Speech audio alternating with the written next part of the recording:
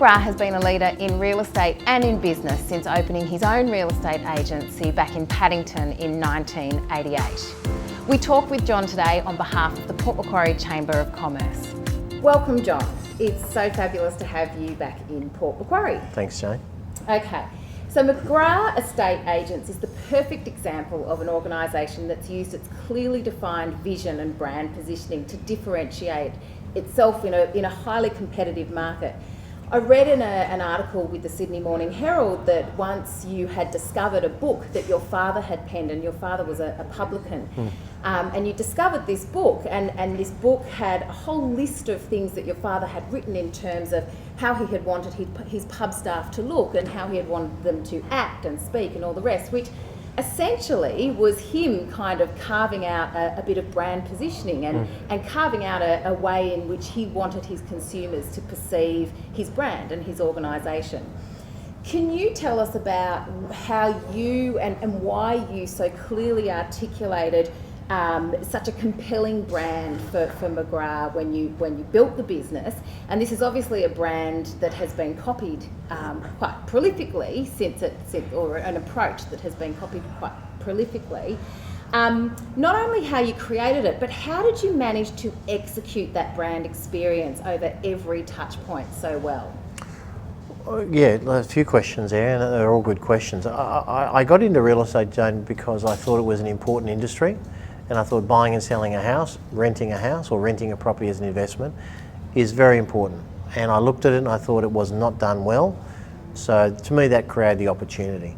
So then I started thinking about, well, if it was done well, what would that look like? And I think for all small business people, you've got to look at what is the pain in the customer's life cycle, especially when they're dealing with your service or your product, and how can you fix that? So I started talking to people that were buying and selling real estate and renting, and there are a few things they said to me. They said, agents are not transparent.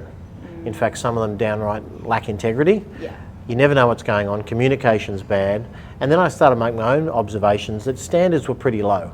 It was an industry that was kind of bottom feeding, and it was a lot of people related to used car sales. And I thought, well, why don't we elevate for something that's important? It's a big part of someone's life. Let's elevate it up. So a few things. I had to recruit and find the right people that were prepared to increase their standards and expectations to a whole new level.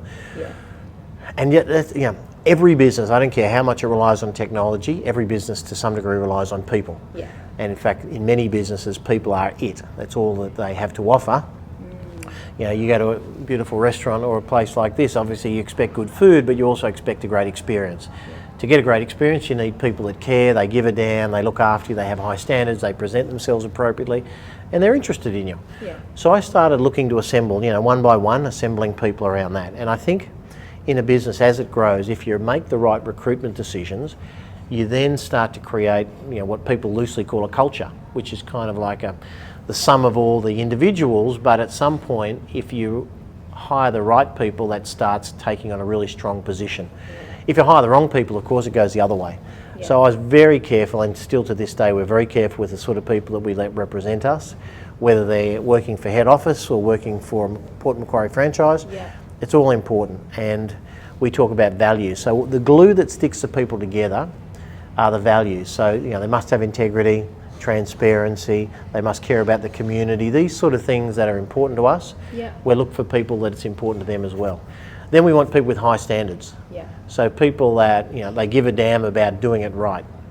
And if you get enough of those people together, all of a sudden you get this kind of energy surge. And you mentioned before about people copying, which of course, some people say is great flattery, and we see it as that way, but they can't copy culture. Yeah. You can copy a signboard or a logo or an ad in the paper. You can't copy culture.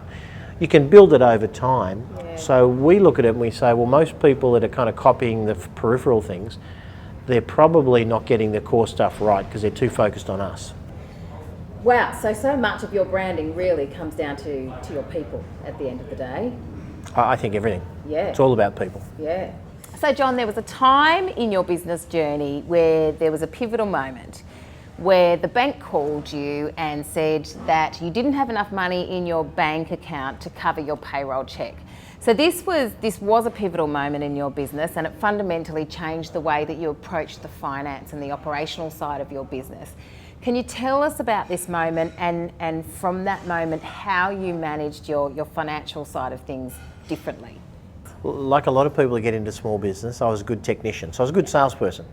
And I recommend everyone that's listening or watching this read E-Myth, because that was a book that changed my life. Yeah. So I was a good technician, I was good at selling real estate. I kind of figured that would be enough, so I opened my own office, only to find out, within a short period of time, there were a lot more complex things that had to be dealt with in running a business than just selling property. Selling property was a core skill. Yeah. So I was at a conference in San Francisco and I got a call from my accountant, local accountant, and he said, "We've got a problem, payroll's due in a few days' time. I've just looked at it, our cash flow's not great." And my initial reaction was, how could that be? We seem to be selling a lot of property. Yeah. And yet I didn't realise that selling a property, you don't get paid until, down the track, and there are other costs that you have to invest up front. Yeah. And so, it kind of was a shudder to me. It was like, wow, if I can't pay people, people will leave, word will get out, and the business will be broke, which it could happen, and it happens to a lot of businesses. So I basically, turned around, got on a plane, flew back, went and saw the bank with my accountant. I arranged to sell a property that I had. It wasn't going to happen overnight, but I gave them a plan and they accepted the plan, and they gave us an unsecured facility to allow us to actually pay payroll and exist until the cash flow caught up. Yeah. So even though that was a near-death experience, it was a great lesson for me and the business.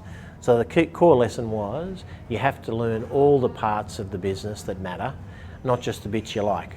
And I love marketing, I love sales. Yeah. I don't like the financial bit. I don't love balance, profit and loss and balance sheets. Yeah. When I say I don't love them, I understand they're important, and I now understand how to read them very, very well. But at that point in time, that was kind of like a black spot for me. So if you're in a small business, you've got to know everything that happens in the business. Yeah. Yep. John, as you would be very well aware, the Sydney property market is skyrocketing at the moment, and as a result, that's forcing many Sydney dwellers outside of Sydney and thinking about where they can actually afford to live comfortably. So in the past 10 years, we've experienced a lot of Sydney expats moving up the coast to take advantage of a cheaper cost of living and what we would like to think as a much better lifestyle. However, the economy in Port Macquarie is predominantly made up of small and medium-sized business. So, employment can be a bit of an issue. What do you think that we can do as a region to really capitalise on this growth and attract these people who are moving out of Sydney to come and join us in Port Macquarie? And have you seen any other regions that have successfully managed to attract this market and provide an alternative to Sydney living? Look, I think around the world there are many regional cities, towns that have done it and reinvented themselves and recognise you can't just be a nice little holiday getaway. If you want to be sustainable and grow your business and attract community that doesn't want to just retire, they actually want to work. Because nowadays a lot of people work until they die. Yeah. There was a time and place where at 60 years of age you hung up your trophy and you sort of went and put your feet up. So I think you have to think bigger. It has to be a team effort. Everyone needs to. You have to have a vision. It's like a business. You've got to start with a vision. What do we want to do? What do we want to be famous for? Yes. We need to enrol people to the vision, and then we need to do stuff. So it's no different. Running a city or a town is no different from running a laundromat in a sense. What's your vision?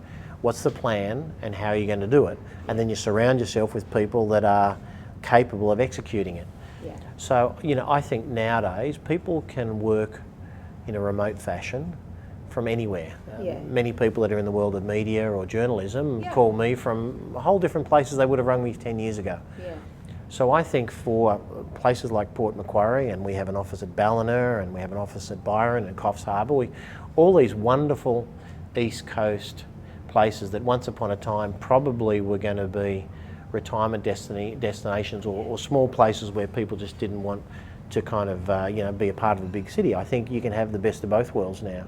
With the new extended with the airport and flights coming in from Melbourne and so forth. There's so many reasons. In fact, I was on a plane this morning coming up here from Sydney, and unbeknownst to me, my neighbour from Sydney, I live in the city in Sydney, my neighbour who lives 10 metres away from me was on the same plane. I had no idea he comes up here, and I said, "What are you doing here?" He said, "Didn't you know I have a practice up here?" Oh. He's a dentist, orthodontist. And I said, "I had no idea." He said, "Yeah, I'm up here 2 to 3 days a week." And he said, I come up here every Tuesday and I go back Thursday or Friday.